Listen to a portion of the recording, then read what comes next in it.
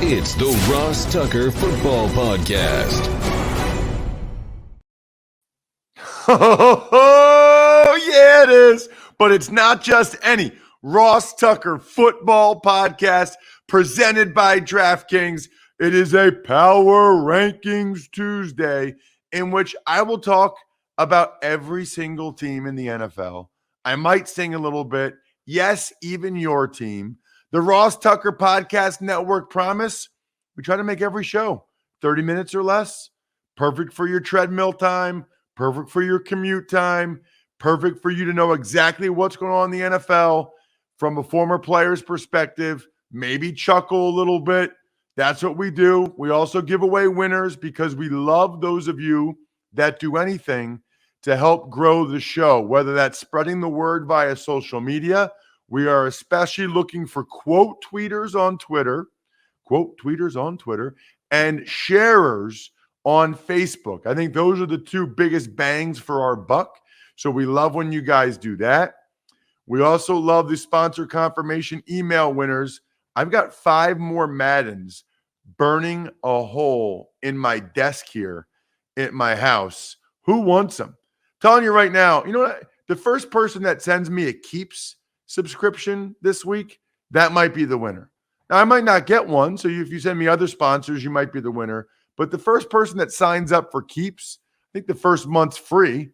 So why not? Just go to keeps.com/Ross or keeps.com/Feast or Even Money or any other one. Send it to me, and I will be looking for that to give away a Madden this week. YouTube shout out, I love because it's just a comment. It's just a very easy comment at youtube.com/Ross Tucker NFL. I see them all come through, and we're trying to grow our subscribers there. So I love those of you that do that. And a shout out today to Corey Hudger. It's amazing how many patrons we're getting, but that's what happens when me and Steve Fezzik are up a combined 15 units for week 3 in the NFL. And I think we're up, I don't know, like up 21 units for the season already. So no wonder everybody wants to go to patreon.com/RT Media, sign up as a Tuckhead so you get to see grades post all of our bets ahead of time so you guys can just make money. It's the best $10 a month you've ever spent in your life. It's Big Show time. The Big Show.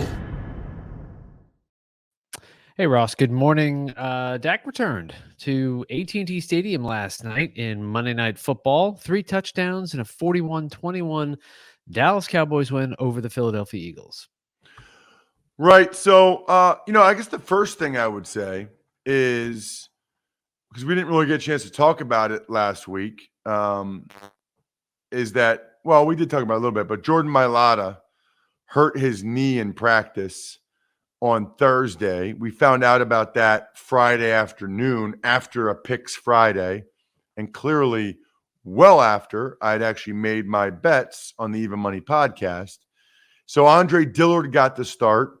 And if you're looking for a positive for the Eagles, I guess one of the positives would be that I thought Andre Dillard actually did some positive things, did some good things.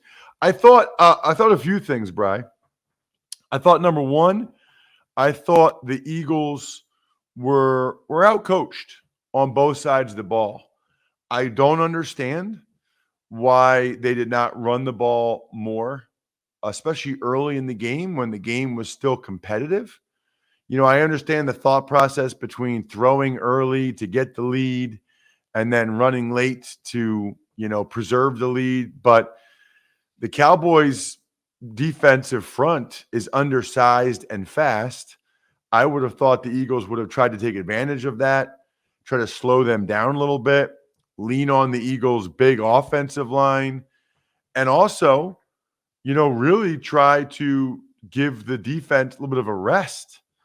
That's not what happened. The Eagles came out throwing, and their quarterback did not play well at all. So that really compounds things when the ideas come out throwing and the quarterback doesn't play very well.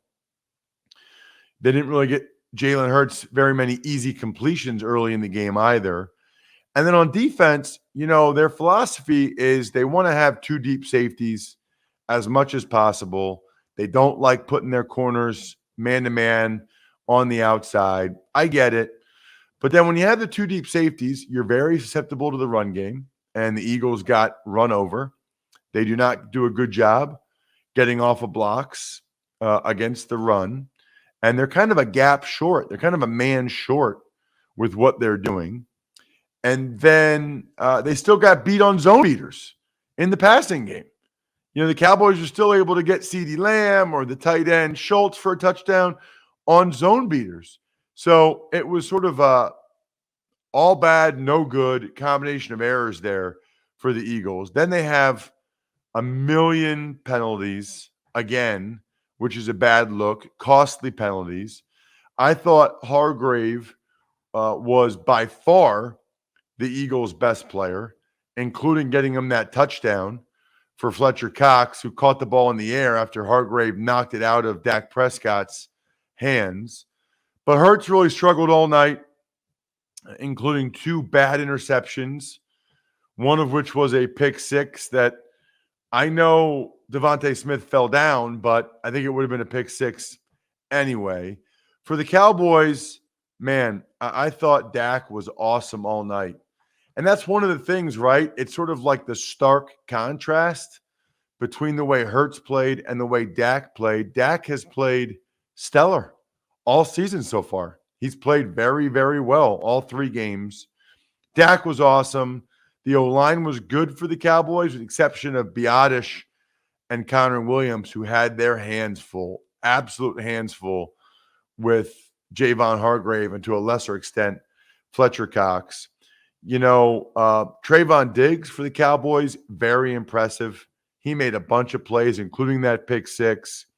Micah Parsons wasn't quite as dominant as he was the week before, but he still had a tackle for loss, a bunch of other tackles, some pressures, batted down a pass. I mean, he still impacted the game in a lot of ways. You know, I honestly, if you're a Cowboys fan, the best thing you got going is probably, I think your coordinator's doing a really good job. Mike McCarthy's end of the first half clock management. Bri, I am flummoxed. I am stunned. The Eagles had 3rd and 24, and he didn't call a timeout with like a minute and 50 seconds left in the first half. I have no idea whatsoever what he was doing. Such a bad look. If I was the owner of that team, I would need a real good explanation for that. And I guess the last thing I would say is Isaac Seumalo. You know, the Eagles were already without their starting right guard, Brandon Brooks, their starting left tackle, Jordan Mailata, and then Isaac Seumalo suffered what looks like a bad injury. So that makes things obviously even worse for the Cowboys. For the Eagles, that they had a bad injury like that. You know, it's one of those games, Bri, that you say, I'm not going to take it anymore. I'm not going to take losing my hair this early in my life. I'm going to take keeps. 2 out of 3 men will experience some form of hair loss by the time they're 35. Listen, guys, I have talked with doctors about this. You don't actually see hair loss until you've lost 50% of your hair follicles in that area. Please, if you care at all, and I know a lot of you do, take the 2 FDA-approved medications that can prevent hair loss. Keeps offers both. I've been taking both of them since well before I even heard of Keeps. Before Keeps was even a company, I've been taking both of them. It's the pill, and then it's the thing you rub on the top of your head in the morning and at night. And then I found out about Keeps. Don't have to go to the doctor. Don't need a prescription. Don't need to go to the store. They send it right to my house. It is awesome. If you're ready to take action and prevent hair loss and get a free copy of Madden, go to keeps.com/Ross to receive your first month of treatment for free. That's keeps.com/Ross to get your first month free. Keeps.com/Ross. You will be so glad that you did it. It's time for the all-important Power Rankings. The worst team in the history of the NFL is... This week, number 32, the New York Jets. First time for the Jets here. They're not showing any signs of life on the offensive side of the ball. And the defense is decent, but not great. So I think right now, if they all played, I think the Jaguars would beat them in a series. I think the Giants would beat them in a series. I think the Jets are the worst team in the NFL right now. Number 31, the Jaguars. The Jags have done a few positive things. They had that drive where they ran over the Cardinals. Trevor Lawrence makes a couple of throws each game where you're like, okay, but they still lost by 12 at home. It's hard to act like they're good. Number 30, the Giants. By the way, as far as the Jags are concerned, Brian, we do have a trade. The Jags traded last year's first-round pick, C.J. Henderson, a top 10 pick, and a fifth-round pick to the Panthers for tight end Dan Arnold. They're trying to get Trevor Lawrence some favorable matchups, some easy completions in the middle of the field, and a third-round pick. So this is what you call selling low if you are the Jacksonville Jaguars. But C.J. Henderson, I've heard a few things about him. He's got some real challenges, I think, off the field. And I think that's why the Jaguars decided to cut their losses and just get anything in return for him. And now Matt Rule and the Panthers will try to figure out whether or not they can actually, get it out of him, whether they can actually, find a way to get the talent that C.J. Henderson clearly has. All right. You said the Giants. Giants. Yeah, so the Giants, Blake Martinez, torn ACL, brutal for them. One of their leaders on defense, one of their best players on defense. Their defense has actually been pretty decent. So that's a big negative for them, clearly. And they're in a bad spot. They spent a lot of resources with Tony and Galladay to get the offense going. Unfortunately, they haven't done enough to improve the offensive line, which is still their greatest liability. Number 29, the Colts. Did not expect to see the Colts here, but they're losing games. They're not showing a lot of signs of life. Wentz is still banged up, and it's getting late early, as the expression says, really for the Giants too, but also for the Colts. I guess the good news is their division isn't that overwhelming, so they might be able to get this thing turned around, but the Nelson high ankle sprain injury is not good. Not a lot of positivity for the Colts right now. Number 28, the Texans. So the Texans, looks like it'll be Davis Mills time again. It's going to probably be tough for them to be really good or really competitive while Davis Mills is the starter, although I didn't think he was that bad last Thursday night, and that was on a short week, so I guess I'm curious to see how he performs this week. 27, the Lions. In all three games, the Niners game, the Packers game, clearly the Ravens game on Sunday, the Lions have, been right there. They had the lead at halftime against the Packers. And then in the Niners and Ravens game, they were within one score or had the lead late. So the Lions, as far as 0-3 teams go, bad teams go, they're actually not that bad, if that makes sense. Number 26, the Chicago Bears. Well, I suppose the Bears have a win, and I suppose the Bears have some good players on defense. Need to check on that Khalil Mack injury, but Mack and Roquan Smith and obviously Akeem Hicks. But Matt Nagy said they're considering all three quarterbacks, which is not a good look. But then again, Justin Fields in the offense were not a good look on Sunday. 25, the Washington football team. Probably one of the biggest surprises of the season so far to me, so far this year, Bri, has been the Washington defense. I don't get it. I thought they would be the best team in the division. I thought they were the favorites with Fitz at quarterback, and that defense has taken a huge step back at this point. Huge. 24, the Falcons. Falcons got to win. Falcons have gotten better each week. Certain teams, like the Eagles, for example, have gotten worse each week now. The Falcons have gotten better each week. So kudos to the Falcons because Arthur Smith, I don't think they're a very talented team, but they got better from week 1 and week 2, and they were competitive against the Bucs. Now they beat the Giants. There's some signs of life there. 23, the Bengals. Can't say I thought the Bengals would be 2-1 at this point. The Bengals would be, 23rd in my power rankings, but you know what? They've got some young studs. Jamar Chase, Logan Wilson. The offensive line was actually better against the Steelers too. Burrow had time to throw the ball. Give the Bengals some credit, man. They deserve it. Speaking of the Steelers, they are number 22. Right. And I think it's dubious right now whether or not they would actually beat the Bengals in a series of 7 games in my backyard right now. Maybe just because in my backyard, there'd probably be a lot of Steelers fans because there's a lot of Steelers fans around here. Maybe that helps them, but the Steelers need to get healthy. And you look at the Steelers' upcoming schedule, it has a chance to be an all-time bad Steelers season. It really does. It has a chance to be really ugly. Steelers never have losing seasons. At this point, that's looking imminently possible. Number 21, the New England Patriots. Wow.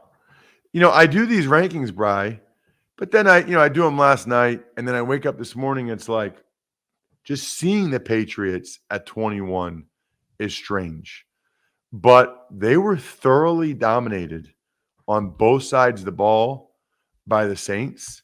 All they've really done is beat a Jets team that's last in my rankings. And I just don't think the Patriots are very good. I thought that was the worst game Mac Jones played. I think the Patriots are in trouble against Brady and the boys on Sunday night. Number 20, the Miami Dolphins. Miami Dolphins, number 20. So the good news is that Jacoby Brissett was able to really make some plays and keep the Dolphins in that game. Jacoby Brissett, I think, has showed himself to be a very competent backup quarterback and fill-in starter. The bad news is it doesn't feel like the Dolphins' defense is playing as well as they did last year. They're giving up a lot more yards and points to the Bills, to the Raiders than they did last year. They were opportunistic last year. Feels like this year, not so much. Number 19, the Eagles. Eagles, Eagles. Fly, Eagles, fly. So I already talked about them. They're going the wrong way, and boy, do they have a tough schedule coming up. They got to play 2 undefeated teams, and they got to play the Bucs and the Chiefs, the 2 teams that were in the Super Bowl. So the Eagles are now staring down the barrel of a 1-6 start. Obviously, last night was not good, and it really reinforces, Bri, they needed to beat the Niners. They outplayed the 49ers. In the NFL, when you outplay them, you got to win it because you're going to have games like last night where you absolutely get outplayed. Number 18, the Seattle Seahawks. So a lot of concerns there for the Seahawks. Their second half offense is not good. Their defense has taken a big step back after week 1. They've gotten torched the last couple weeks. This is kind of why Russell Wilson wanted out. And if it keeps going south, I think Russell Wilson will probably get his wish in the offseason and get out of there. 17, the Titans. Back-to-back wins for the Titans, and they are a team that goes into the improving category, right? So They were bad week 1. Then week 2, they weren't good in the first half, but got better in the second half. Then week 3, they were pretty good all game. So the Titans are on the flip side of some of these other teams. The Titans are on the getting better and looking like clearly the class of the AFC South, which probably isn't saying a whole lot, but they are. Number 16, the Vikings. The Minnesota Vikings. Said it before. I'll say it again. Kirk Cousins is playing extremely well, deserves a lot of credit for how he's playing right now. And I think the Vikings are going to be a force to be reckoned with. I think they were very unfortunate to lose those first 2 games, and they might come back to haunt them. But I think the Minnesota Vikings are going to be in this thing until the end. Number 15, the Dallas Cowboys. Very impressive last night. Really both sides of the ball. Kellen Moore was dealing as a coordinator. Dak has played so well. Dan Quinn, that defense looks fast and aggressive. Cowboys are going to be a factor too. We're getting into the factor zone of the teams that look like they really got a shot to really be good. 14, the New Orleans Saints. Saints have been hot and cold, but boy, was I impressed with their defensive performance in Foxborough. I mean, that was a dominant defensive performance by the Saints in New England. And I don't know that Jameis played great, but I thought, you go up to New England and you beat them like that, that really speaks well of the Saints. 13, the Chargers. Go, Chargers, go. San Diego Superchargers, San Diego Chargers. Huge win for them, clearly. They still kind of find a way to make games more difficult than they need to, I feel like. They always play a one-score close game. They don't always get the better of it. They've gotten the better of 2 of them. They lost 1. That's just kind of the Chargers again this year. I guess under Staley, they're more likely to win those than they were under Lynn. Number 12, the Ravens. Ravens, I thought, took a pretty big step back against the Lions. They were missing a bunch of guys on defense on the COVID list, and they had Hollywood Brown drop several throws, including a couple touchdowns. So maybe the game wouldn't have really been that close. Number 11, the 49ers. So Niners, Josh Norman, by the way, has 2 bruised lungs and tissue damage, but they're saying he's still likely to play this week. I don't know about that, man. I don't know how that's the case. 2 bruised lungs. Maybe I just don't know enough about bruised lungs, but that seems like one where I might want to sit out a week if I had the 2 bruised lungs. That would be one, Bri, where I might pump the proverbial brakes a little bit and not go out there. Pump the Duralast Elite brake pads, if you will, available exclusively at AutoZone. We all know Duralast parts are proven tough.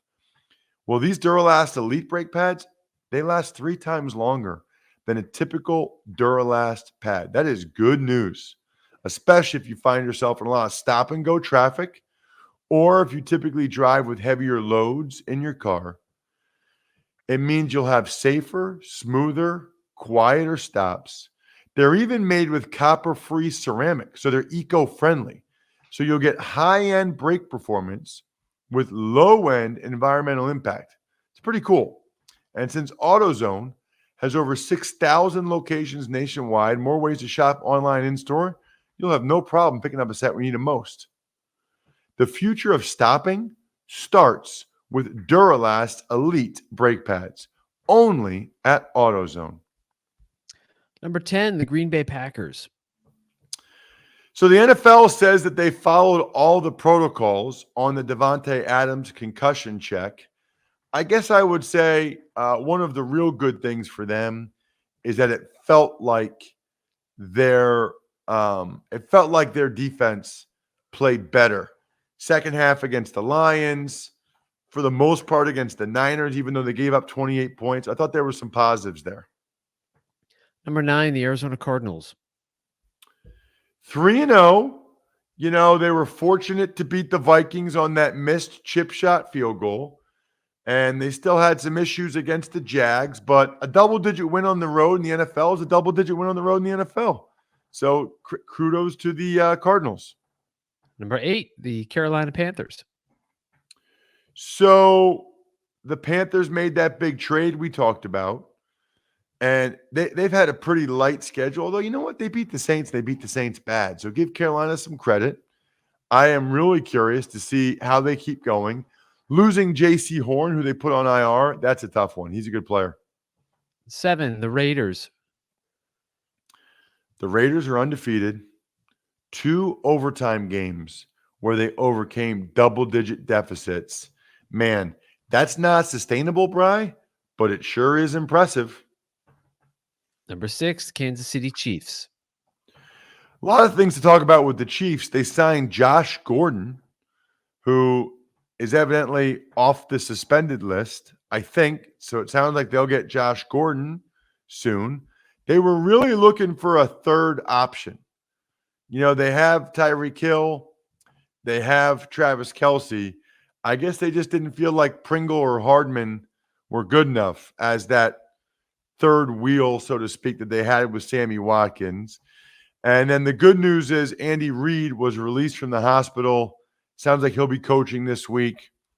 Not sure what happened there. They're not releasing details, but it sounds like he's okay, which is a great sign. He's an awesome dude. Number 5, the Cleveland Browns. Browns defense got after it against the Bears. Browns O-line and running game, good. They got Odell back. Browns are one of the better teams in football. Number 4, the Broncos.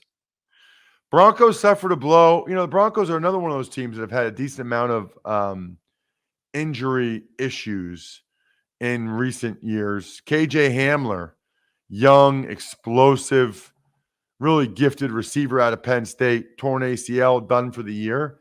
Now, they do have some depth at wide receiver with Patrick and Sutton, but Hamler was a game-changing type of player. He just added a different element for them. Number 3, the Buffalo Bills. The Buffalo Bills. Hey, hey, hey. Bills make you want to shout. Raise your hands up and shout. Twist your hips and shout. And shout. And shout. Hey, hey, hey, hey, hey. I should probably learn more of the words. Josh Allen is a stud. The Bills looked awesome against Washington. The Bills looked awesome 2 weeks in a row. The Bills are who we thought they were. Let's see if they can keep it going. I hope they can. Number 2, Tampa Bay Buccaneers. Not dropping them that far. Nope, not going to do it. They lost one game on the road to my number 1 ranked team. I still am taking the Bucs in a series in my backyard over a lot of teams in the NFL. Russ's number 1 team, which is totally meaningless, but it's fun and will get many of you incredibly annoyed, is... It's the Los Angeles Rams. You know, nobody really cared when it was like the Chiefs or the Bucs number 1. I wonder, though, if there's some people that will say, the Rams don't deserve to be number 1. The Rams aren't number 1. We shall see. But right now, they beat my number 1 team. They did it fairly convincingly. Quarterback's playing well. They got a lot of weapons on offense. O-line's playing well. Defense doing pretty good. They're my number 1 team. Shout-outs, Pizza Boy Brewing, Sporticulture, Vision Comics with an X, HumanHeadNYC.com, SteakhouseSports.com. We are dominating these days on the Even Money podcast. Highly encourage you to check it out. We'll also record the College Draft podcast, which is 3 podcasts in 1 today with Emery Hunt. Check both those out. Make sure you subscribe and either watch or listen. I think we're done here. Thanks for listening to the Ross Tucker Football Podcast. Make sure to also subscribe to the Fantasy Feast, Even Money, Business of Sports, and College Draft. All available at Apple Podcasts, rosstucker.com, or wherever podcasts can be found. A lot of times on the show, I mentioned DraftKings. Here's what you need to know. You got to be 21 or older, New Jersey, Indiana, or Pennsylvania only. New customers only. Restrictions apply. See DraftKings.com/sportsbook for details. Gambling problem, call 1-800-GAMBLER, or in Indiana, 1-800-9-WITH-IT. By the way, if what I was talking about included a deposit bonus, doesn't always, sometimes it does. Deposit bonus requires 25 times playthrough, and deposit bonuses are paid out in site credit.